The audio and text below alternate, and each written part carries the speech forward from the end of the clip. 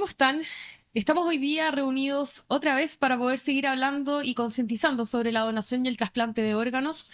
Y hoy día nos acompañan dos cirujanos que nos van a explicar y vamos a abordar con ellos temáticas tan importantes como es de la zona abdominal, particularmente del hígado, el páncreas y el riñón. Y para eso nos acompañan Carlos de Rosas y Rodrigo Íñiguez, ambos cirujanos de la Clínica Santa María. Bienvenidos y muchas gracias por darse el tiempo porque estamos en el contexto del Congreso de la Sociedad Chilena del Trasplante, que ha sido 3 jornadas muy intensas, así que en verdad agradecerles nuevamente el tiempo de poder estar hoy día acompañándonos en esta conversación de Fundación Cambiemos la Historia. Muchas gracias. Lo primero preguntarles, vamos a partir con el doctor Íñiguez, preguntarle, y que lo hablábamos antes, hoy día en Chile ya se está hablando hace harto tiempo, sí, del trasplante de páncreas. La pregunta es, ¿por qué era tan desconocido? ¿Por qué tal vez se dejó de hacer? Que nos pueda contar un poquito en detalle ese punto. Yo le veo dos razones. Una es un trasplante técnicamente difícil que requiere una preparación en el donante, durante la cirugía de trasplante y en el post-trasplante, que es especialmente compleja porque está llena de detalles, muchos detalles. O sea, pequeños detalles van construyendo que que el trasplante tenga un buen resultado. Y hasta el año 2014 se habían hecho 2 o 3 trasplantes de páncreas en Chile, porque la otra respuesta a la pregunta es, no es un trasplante que salve la vida, Qué buen detalle. porque el trasplante hepático, el trasplante cardíaco, el trasplante pulmonar, salva vida. Si tú no te trasplantas del hígado, te puedes morir. El trasplante de páncreas es un trasplante que se hace habitualmente riñón y páncreas-riñón, ambos simultáneamente. Es un trasplante que cambia la calidad de vida de los pacientes, al igual que el trasplante renal. Entonces, no estaba tan priorizado. ¿Por qué? Porque el paciente que necesita un trasplante de páncreas-riñón puede vivir con insulina y puede vivir en diálisis, pero puede seguir viviendo.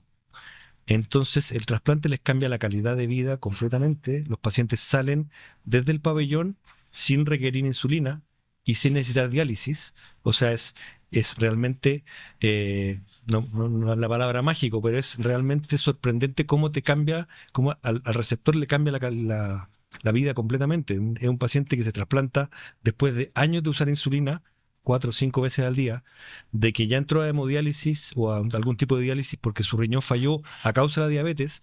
Que tú lo mejores de esas dos cosas es realmente sorprendente. Pero no se hacía por lo que te explicaba al principio. Difícil, muy difícil técnicamente hablando. De hecho, hay un solo centro en Chile que lo está haciendo, que somos nosotros, que es la Clínica Santa María.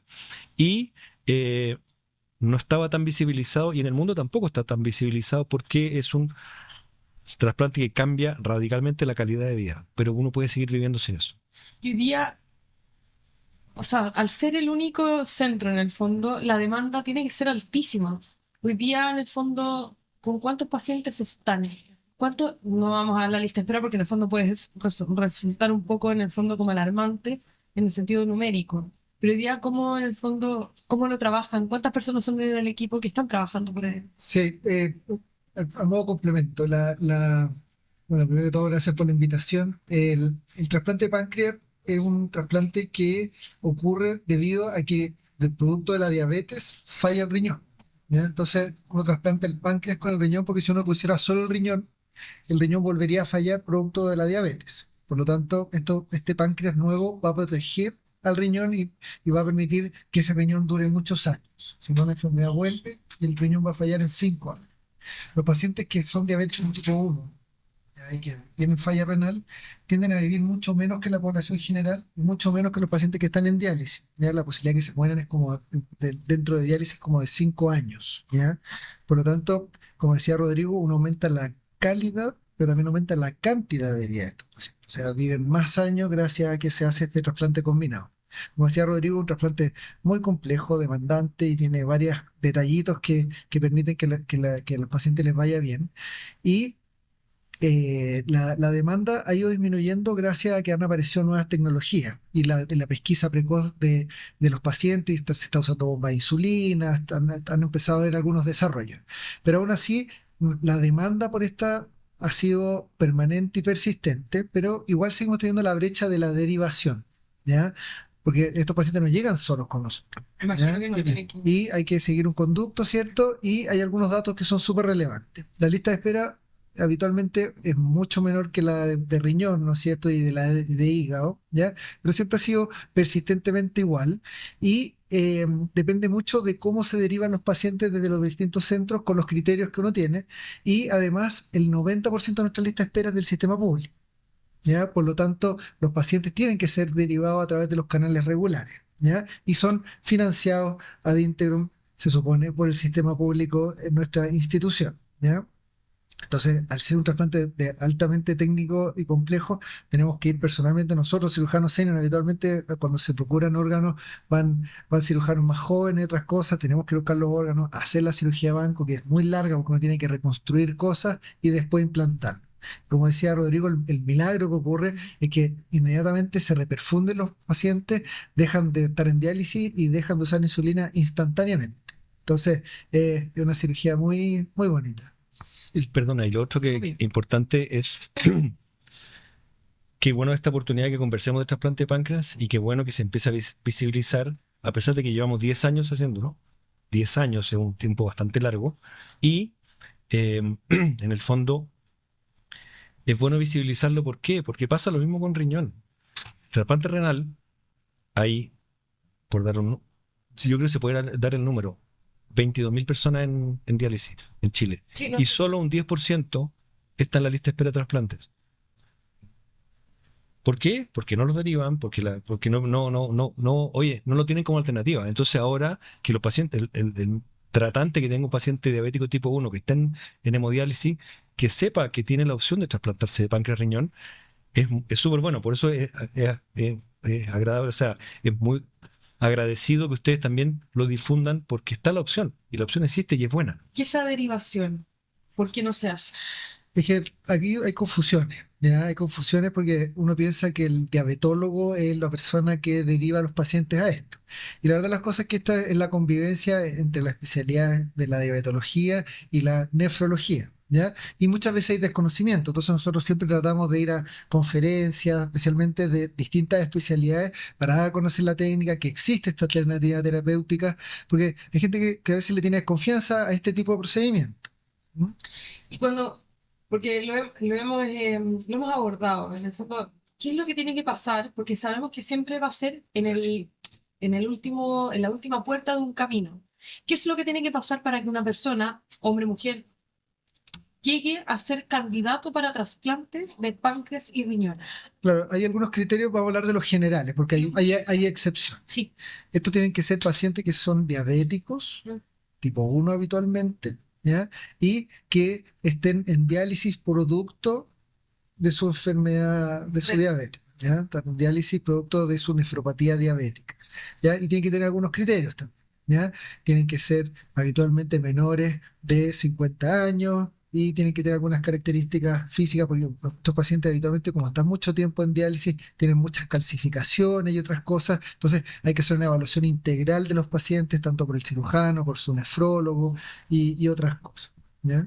Perfecto. Y en ese sentido, cuando ustedes ya llega este paciente derivado, en el fondo que tiene que ser con las derivaciones que ustedes ya explicaron, ¿cuál es el trabajo que se hace con ellos? Porque en el fondo ustedes lo explicaron súper bien. Les cambia la calidad y cantidad de años de vida. Ujú. Pero eso también tiene que ir de la mano, en el fondo, con un tema de educación, de salud, que ya no van a, o sea, no porque se sientan mejor, que ya obviamente no van a necesitar el insulino requiriente, no van a necesitar la diálisis, pero eso tampoco significa que vayan a comer en el fondo lo que no han comido. Exactamente. Eso es súper relevante y vamos a partir por lo primero, ¿ya? Estos pacientes llegan muy enfermos porque la nefropatía diabética es una consecuencia de la enfermedad, pero además fallan otros órganos. Esos pacientes llegan con retinopatía diabética, o sea, llegan mirando menos, con neuropatía, no sienten las cosas, con enteropatía, con amputaciones y otras cosas. Son pacientes muy deteriorados, pese a que son muy jóvenes, ¿ya? Cuando ya están en diálisis significa que la enfermedad los está derrotando.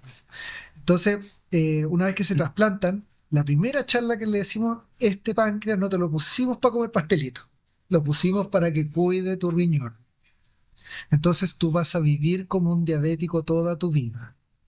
Entonces va a tener que cuidarse con el azúcar, porque si una persona trasplantada de páncreas se come una torta, Se muere. el páncreas nuevo va a decir, oh, una torta, y va a meter insulina como loco y puede el páncreas hacer algo que se llama pancreatitis, ¿ya? Además hay que tener cuidado con el rechazo. Estos pacientes están más inmunosuprimidos que los pacientes que usan un trasplante renal solo. Por lo tanto, hay que cuidarse de las infecciones oportunistas y múltiples. O sea, son pacientes que hay que estar detalladamente cuidando. Como un poco perdón, cuando hacen la comparación de la cirugía bariátrica, dicen, se les achica el estómago, pero no la cabeza. Exacto. Exacto. Es un cambio bien difícil porque es un paciente que lleva muchos años que le han dicho que no se está cuidando lo suficiente. Es bien especial la relación que hay con un paciente. No, es que tú eres diabético. De los 5, de los 10, de los 15 años, estamos llegando a los 30, que está con todas las secuelas de su diabetes, pero lleva mucho tiempo en que lo tratan como un enfermo. Ya incorporó esa mentalidad y tú ves que es gente que ha recibido ese mensaje mucho tiempo. Entonces, cambiarle el switch de decir, sabéis que ahora cambiaste tu forma, pero tienes que mantenerla igual, es difícil, es un, es, es un choque, no sé si es un choque la palabra, pero Es es, una realidad que es hacen. una realidad y que ellos tienen que cambiarla. La gran mayoría cuando dice, no me pincho más, o sea, la sonrisa, no me tengo que realizar 3 veces a la semana, La bomba. puedo hacer su vida normal, esto es real. Tenemos pacientes trasplantados varios que son ciegos, ciegos, completamente ciegos, no con limitación de la vista, sino que ceguera total, y tú los ves sonreír. Me cambió, en verdad me cambió la vida. Entonces, es difícil ese switch que preguntas tú, del sentido de cambiar mentalidades, pero ellos son los más agradecidos, lejos, lejos. Además, los pacientes diabéticos debutan muy niños, entonces tienen una vida de sufrimiento, de que no pueden hacer lo mismo que los amigos, que pincharse.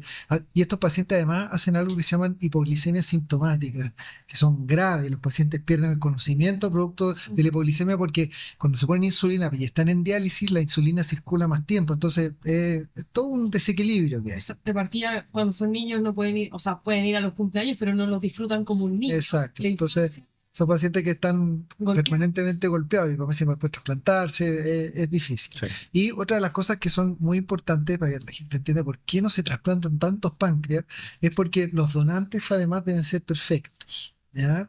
Deben ser donantes jóvenes, ya con un índice de masa corporal bajo, porque el páncreas tiene que ser perfecto, tiene que ser un injerto absolutamente perfecto. Entonces, mucha gente quiere donar todos sus órganos como un regalo y se ponen tristes la familia porque no pudo donar su páncreas, pero tiene que tener muchas características técnicas que nos permiten hacer que al trasplantado de páncreas le vaya muy bien, porque cualquier falla se paga caro. ¿Mm? Y ahí para poder en el fondo como encapsular un poco esto del trasplante de páncreas y de riñón. Cuando están los pacientes, ¿qué tan importante es este equipo multidisciplinario que los acompaña atrás? Porque ustedes son los que hacen en el fondo este cambio, este milagro, como usted muy bien lo dijo, doctor Iñiguez, pero también después viene el post-trasplante, que viene obviamente ya con el cambio de vida, la dieta, qué sé yo, pero también hay un psicólogo, un kinesiólogo. ¿Cómo se vive ese relacionamiento de equipo multidisciplinario que tienen ustedes atrás en la clínica? Yo creo que, y voy a hablar por nuestro centro y por los otros centros que hemos trabajado, esta pega En equipo. es en equipo, es multidisciplinaria. Uno no puede, aquí no hay llanero solitario. Acá no hay Superman ni un Batman que viene a salvar el día, no se puede. Ujú. O sea, uno es una parte de una cadena que parte con el médico tratante, pero con la enfermera, con el kinesiólogo, con el psicólogo, con el psiquiatra, con la secretaria que lo recibe y les informa desde la...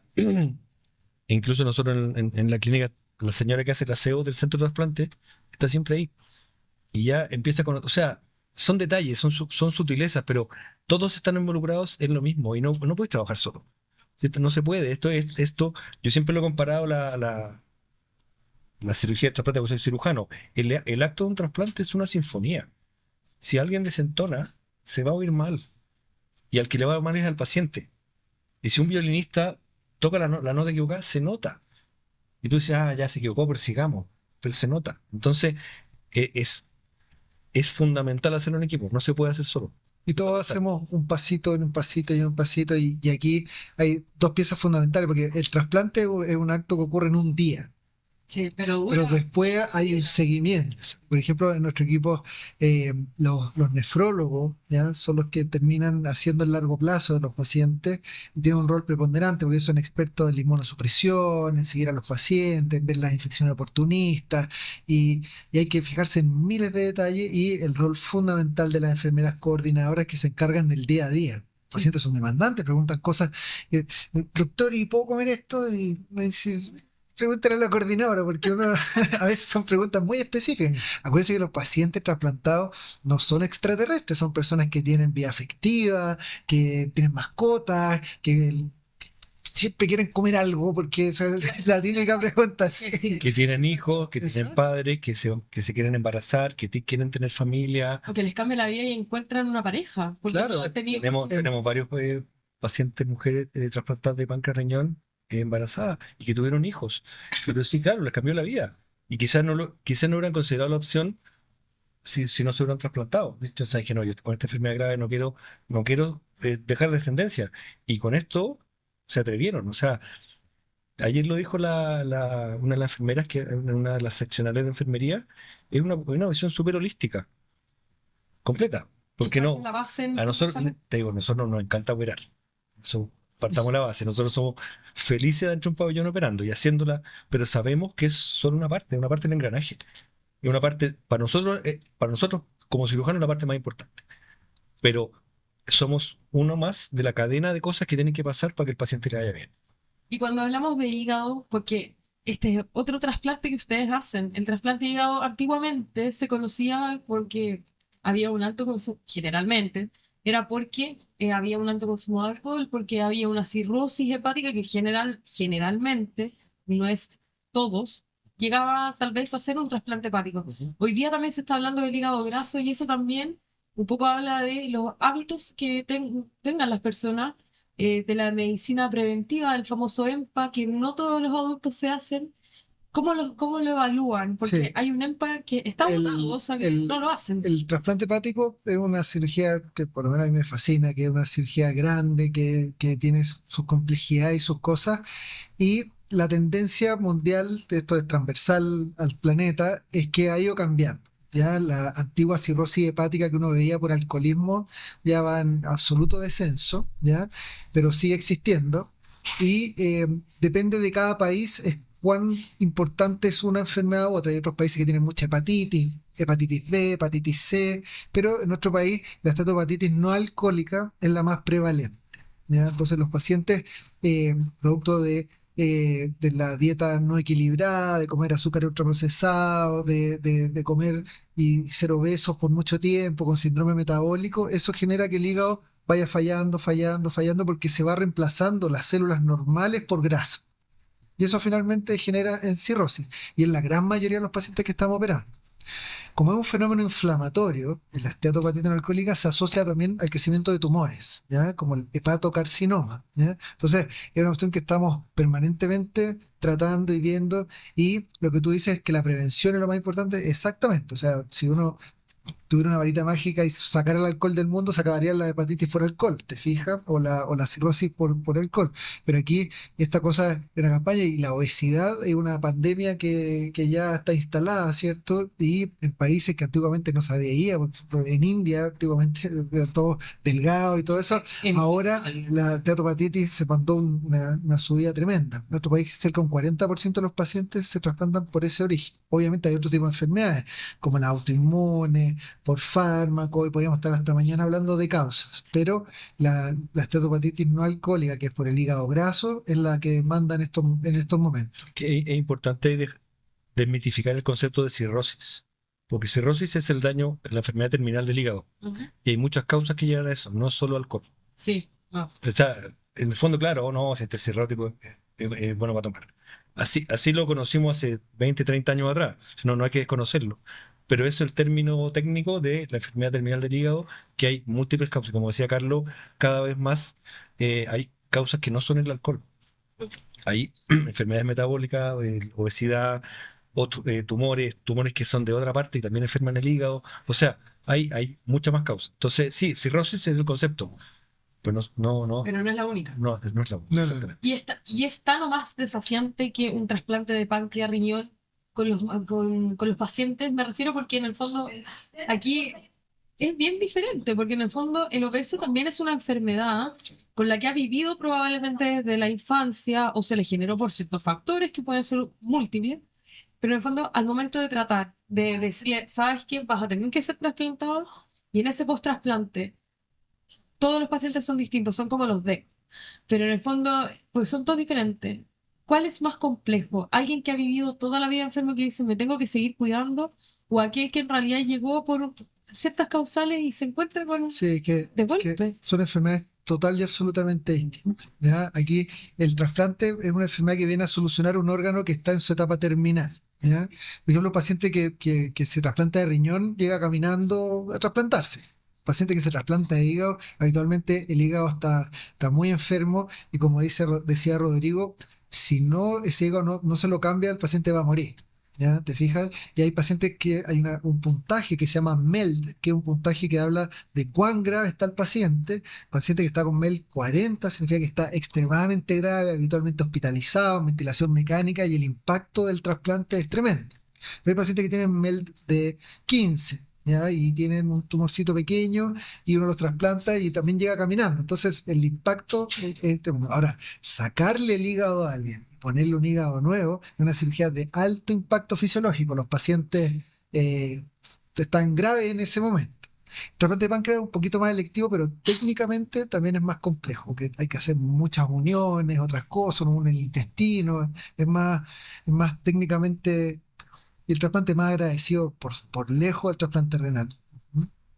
Y preguntarles también por el tema de la técnica del ex vivo. ¿Cómo se está aplicando en su cirugía? En el fondo, porque sabemos que se puede aplicar en los órganos en general, pero ¿cómo lo están aplicando ustedes en la clínica? Si nosotros no usamos esa técnica. No No usan. usamos esa técnica. ¿Ya? La técnica es vivo es una cosa que está apareciendo mucho, se está utilizando en algunos centros de manera estándar y permite optimizar el uso de órganos que nosotros llamamos marginales, que tienen grasa, por ejemplo, o que el donante es marginal, por así decirlo, porque está también enfermo, te fijas, y uno al optimizar los órganos o al utilizar estas nuevas tecnologías permiten aumentar la cantidad de donantes para satisfacer la demanda que hay de lista de espera. ¿Mm? O sea, perdón, era un órgano que tradicionalmente uno no iba a usar y a través de este método te permite usarlo. Esa es la gracia. Para ir cerrando y de antemano agradecerles el tiempo porque sabemos que han sido jornadas bien intensas del Congreso. ¿Qué mensaje le dan o cuál es el llamado en el fondo a quienes dudan o tienen en el fondo de repente que la duda es muy humana, pero en el fondo a quienes que dudan o critican el sistema de trasplante y a la donación de órganos como acto? ¿Qué mensaje les damos ahí?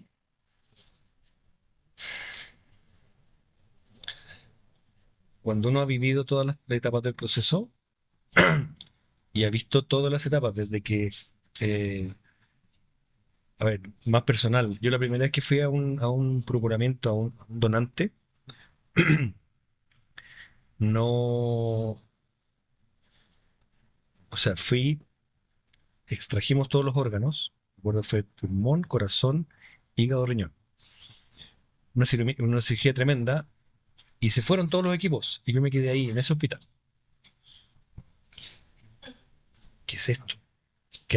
¿De qué se trata esto? O sea, es como, para mí o sea, fue súper impactante ver cómo todos se fueron, se llevaron algo y acá quedó el cuerpo, una persona, pero yo sé que estaba fallecido, pero fue bien impactante. Y la siguiente vez fui al donante y fui al receptor. Y tú ves que un órgano que a una persona ya no le va a servir, que se apagó, y tú lo ayudaste a apagarlo porque lo tienes que enfriar, es toda una técnica quirúrgica para eh, enfriar ese órgano y llevarlo a alguien que lo va a recibir. Verlo funcionar en otra persona, sí, esto es maravilloso. O sea, es esto que en alguien se iba a ir a un cajón bajo tierra, que ya lo iba a perder, que nadie más lo iba a usar, verlo, no sé si resucitar es la palabra, pero es renacer en otro que lo necesita, sea un riñón, sea un hígado, sea un páncreas, sea un pulmón, un corazón, lo que sea, y verlo y ver que debajo de eso hay otra persona que va a poder seguir viviendo O sea, eso fue impactante. Porque se reperfunde el órgano, le llega sangre de nuevo y empieza a funcionar de nuevo. Así. O sea, te digo, fue súper maravilloso y tú decís, esto es lo que me gusta hacer. Yo me voy a entrenar para hacer esto.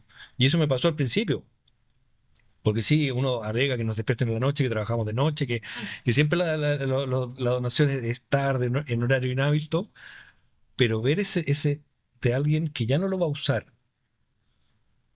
revivir y poder ayudar a otra persona es maravilloso. O sea, visto para mí desde ese punto de vista, la donación debiera ser, debiera ser eh, menos pensada. No sé, es como, yo sé que el momento de la donación es súper difícil para la familia y todo, pero debiera ser menos tema porque uno le está salvando la vida o le está ayudando a la calidad de vida de otra persona, que va a continuar, si no, eso se pierde. Y no por llevarse un órgano a la tumba, va a dejar de ser tu familiar. Va a seguir siendo igual y va a estar en tu recuerdo, va a estar en tu cariño y todo. Pero la opción de ayudarle a una, dos, tres, cuatro, seis personas, ocho personas que con un donante se pueden beneficiar de eso, para mí es maravilloso. O sea, si tuviera que decir un mensaje, ojalá no lo piensen tanto, porque en verdad lo que pueden ayudar y cómo le pueden cambiar la vida a otras personas es impresionante. ¿Y usted, doctor? Sí, yo eh, tengo varios mensajes. ¿Ya? Tengo varios mensajes porque hay temas que a mí siempre me han quedado dando vuelta de cómo entiende la gente las cosas. Una de las cosas más importantes es que la persona que está en muerte encefálica es una persona que está fallecida. ¿Ya? Porque mucha gente piensa que al donante lo van a matar para extraerle los órganos. ¿Ya? Claro. Por lo tanto, hay una cosa científica demostrada y que está absolutamente validada a través del mundo de una persona que se le certifica la muerte encefálica, está fallecida. Por lo tanto, no hay ni una opción de que esa persona vuelva a la vida. Pero sus órganos siguen funcionando. Y esa es la gran oportunidad que tenemos para poder salvar más vidas. Entonces, la gente que piensa que van a matar a su familiar para extraer los órganos, eso no está correcto. La persona está fallecida ya. Y se demuestra con dos expertos que revisan todo. Cada equipo que va revisa todo de nuevo porque esta cuestión no puede ser de otra manera. Lo segundo, en nuestro país el sistema es justo, absolutamente justo y regulado, y toda la gente que trabaja en el trasplante quiere que a sus pacientes les vaya bien. Por lo tanto, nadie se salta la lista, nadie anda haciendo chanchullos. Nosotros nos reunimos y tratamos de salvar el sistema. Tenemos comisiones, revisamos y estamos permanentemente haciendo que esta lista de espera que la gente la ve injusta sea justa. La tercera cosa, la lista de espera, la gente piensa que la gente rica le quita el órgano a la gente pobre, ¿ya? Y la lista de espera está conformada en un 80% por gente del sistema público. Por lo tanto, como sea, la gente es una lista justa donde todos se ayudan a todos, ¿ya? Y lo más importante y el mensaje es eso que dice Rodrigo, de que no hay nada más lindo que uno va, se reúne con múltiples equipos y se llevan los órganos para hacer un trasplante en gente que va a morir, que eso es lo importante. Hay gente que está, hemos tenido pacientes que han estado en asistencia ventricular, conectados a mangueras por meses esperando un trasplante pulmonar o esperando un trasplante combinado corazón-pulmón o un trasplante de páncreas. Es de verdad apasionante, apasionante y no hay paciente más agradecido que el paciente que sale de la diálisis, por ejemplo. A mí esa cuestión a mí de verdad me produce una sensación tremenda. Una persona que está 4 horas conectado 3 veces a la semana en una máquina y ahí no puede ir a la playa, no puede viajar, no puede hacer nada y después tener un riñoncito, hacer pipí, gente que no hace pipí por 20 años, es impresionante, es impresionante. Entonces, la gente tiene que hacer su gesto a la vida, ¿ya? No es, pero usted no es un youtuber que anda entregando 10 millones de pesos en la calle. Esta cuestión es un regalo para que alguien pueda poder abrazar a su ser querido, ya que la otra persona ya está fallecida. Eso es lo importante, ya está fallecida y hay dos opciones: regalarle vida a muchas personas o ir al cajón, como dice Rodrigo. muy agradecida y no tengo duda alguna que los van a escuchar y sobre todo esta última parte de los testimonios de su primer procuramiento y también de muchas verdades que dice, porque en realidad son cosas que uno tiende a escuchar cuando habla de los mitos y verdades de la donación y trasplante. Van a quedar más que convencidos. Les agradezco la conversación. Sigamos hablando y desmitificando en materia de donación y trasplante. Y seguimos también trabajando en Fundación Cambiemos la Historia. Les agradecemos habernos acompañado. Sí, yo quería decir una última cosa. Rodrigo es el vicepresidente electo de la sociedad de trasplante, yo soy el presidente, y invitamos a la comunidad a preguntarnos si tiene dudas o si quiere participar o si quiere que capacitemos gente o que le expliquemos de qué se trata el trasplante. Estamos encantados de participar a través de ustedes, por ejemplo, porque esta cuestión es súper apasionante y en la medida que podamos aumentar la tasa de donación, vamos a poder salvar muchas más vidas. Entre juntos, mucho más fuerte. Exactamente. Muchas gracias.